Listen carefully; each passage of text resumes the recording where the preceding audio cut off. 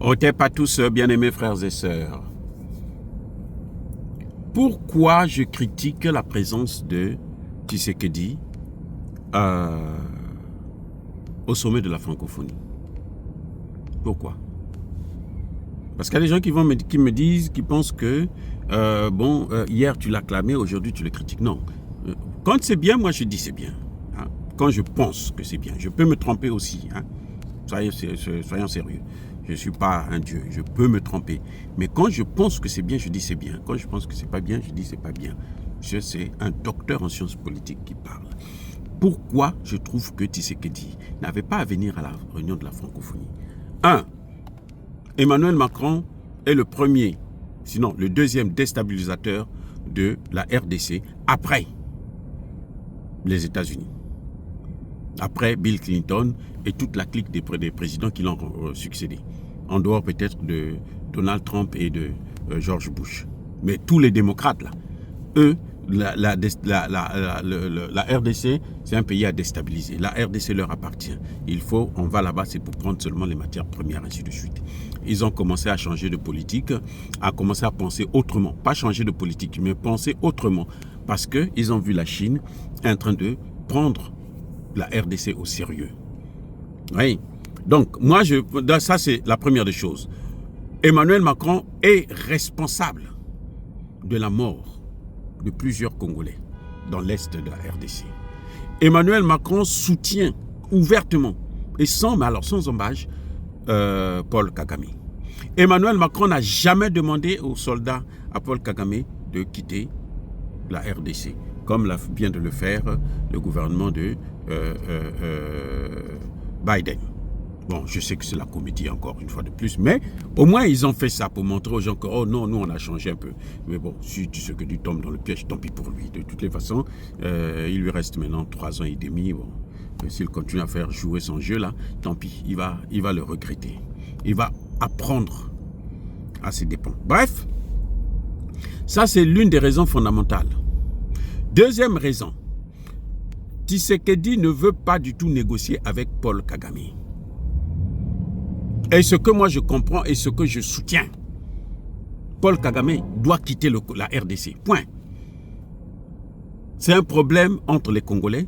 Je vois pas pourquoi il faut négocier avec un étranger pour trouver une solution. Il doit trouver la solution avec les Congolais. Entre eux les Congolais. Il trouve la solution, il règle le problème. C'est tout. Donc le reste là, nous on s'en fout. Que Paul Kagame, machin, tout ça là.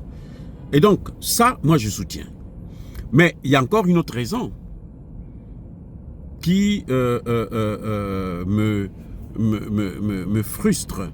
C'est que j'ai l'impression que Tshisekedi fait un pas en avant et il fait 2 pas en arrière. Mais il oublie une chose. Et ça, c'est ce que les militaires, les hommes politiques ont dit à un des présidents congolais, Marien Ngouabi. On lui a dit, monsieur le président, vous nous avez amené dans le socialisme soi-disant scientifique là. On ne sait pas ce qu'il y a de science, on ne sait pas si c'est la science vraiment, mais bon, bref, supposons. Vous nous avez amené dedans là. Si vous avancez, nous on avance avec vous. Si vous arrêtez, nous on s'arrête. Mais si vous reculez là, nous on tabat. C'est le principe. Un homme politique, un président, à ce niveau-là. Quand Tshisekedi est allé avec les Chinois là, tout le monde l'acclame. Il avance. Ben, ils vont tous avancer.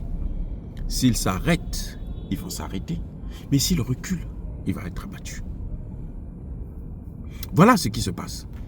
Et je l'ai d'ailleurs dit, même pas par les Congolais, mais par ceux-là même qui le poussent à reculer. Ça fait 30 ans que cette guerre dure. Aucune sanction qui a été prise contre Paul Kagame. Et les mêmes qui soutiennent Paul Kagame, ce sont les mêmes qui sont en train de pousser à Tshisekedi de rencontrer Paul Kagame. Non. Tshisekedi doit garder sa fermeté. Et c'était la meilleure réponse qu'il aurait dû donner à Emmanuel Macron, c'était d'envoyer soit sa première ministre, soit la ministre des Affaires étrangères, ou bien l'ancien ministre de la Défense, ministre du Transport, Jean-Pierre Mbemba, qui a travaillé avec lui pendant plusieurs années déjà. Voilà, il trouve un ministre d'État, toi tu vas nous représenter. C'est ça la diplomatie. Pour montrer déjà à Macron, pour se faire respecter. Parce que si on ne se fait pas respecter, personne ne va nous respecter. Vous avez vu Emmanuel Macron, vous savez qu'Emmanuel Macron a sollicité Assimi Goïta pour aller lui au Mali. Il a d'abord invité Assimi Goïta a dit je ne viens pas. Je ne viens pas, votre fromage de camembert là, pourri là, mangez ça vous-même. Comme disait un de mes frères là, Lamba Lia Tokoyate.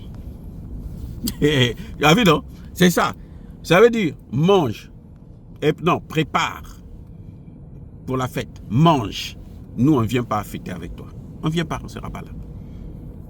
Moi, j'ajoute même, achète la boisson et bois. Soule-toi la gueule. Nous, on ne sera pas là. Somba Masanga, mais là. Bisotokoyate. Langwa. Bisotokoyate. Voilà, c'est ça. Donc, Tshisekedi devrait apprendre, nos chefs d'État devraient apprendre à nous respecter. C'est pour ça que, vous voyez, les Assimi Goïta sont aimés par tout un continent. La jeunesse de tout un continent adore ces gens-là. Seulement à cause, c'est des petites choses, hein. C'est des petites choses comme ça. Quelqu'un qui t'a fait de mal, quelqu'un qui a craché sur ta face. Il te dit, oh non, bon, viens, je vais enlever ça. Et puis après, il va encore cracher. Parce que les Occidentaux, là, si Tshisekedi cède encore, ni aux Américains, ni aux Français, là, ils vont encore lui baiser la gueule. Ça, c'est garanti. Mais attendez, vous avez vu comment ils sont en train de blaguer avec l'Ukraine? Là, Biden a dit, pas de levée des restrictions. Pas d'attaque des missiles russes. Pas les pays qui sont autour de l'Ukraine. La Pologne et les autres. Nous, on ne va pas faire ça. Débrouille-toi. Nous, on t'a donné l'argent, va te débrouiller. Mais avec Tshisekedi, ils vont faire quoi? Vous croyez qu'ils vont maintenant se dire le type là, il faut le respecter parce qu'il est grand? Non. Ils ne vont jamais connaître. C'est des menteurs. C'est des manipulateurs, c'est des escrocs. Et Emmanuel Macron, il a des gros problèmes. Et il n'a pas d'argent. Même s'il veut financer, là, il n'a pas l'argent pour financer. Lui-même, il court après la Chine. Vous savez que le plus grand créancier des États-Unis, c'est la Chine. Et la Chine est en train de faire partir toutes ses ressources. Depuis le début de la guerre, là, la Chine a retiré plus de 600 milliards de ses actifs au trésor américain pour acheter de l'or. C'est devenu le premier acheteur, producteur qui a le plus de réserves d'or au monde. Parce qu'ils ont compris. Ce n'est pas des gens sérieux, les gars. Donc, Tshisekedi, à mon avis, n'avait rien à faire à Paris. Pour donner une leçon à Macron, il envoyait son ministre. Parce que je n'ai jamais appris qu'il y a un Congolais qui a été secrétaire général de la francophonie. Le plus grand pays francophone au monde. Il n'y a jamais eu un Congolais à la tête de la francophonie. Vous vous rendez compte? Bon, je ne sais pas si c'est ce que Tshisekedi est allé négocier. Bon, même s'il négocie ça, c'est trop tard. Nous, on parle encore en français, c'est parce que c'est ce qui nous permet de communiquer avec nos frères des autres pays africains. Sinon, on allait parler en lingala ou en kikongo. Voilà.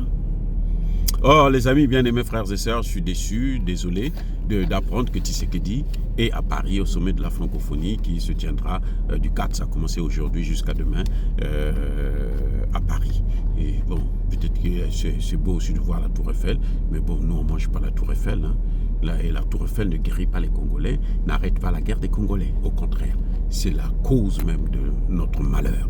Soyez bénis, abondamment bénis par le Dieu de Kémité, par nos ancêtres angélisés. Vive l'Afrique éternelle, j'ai dit et j'assume.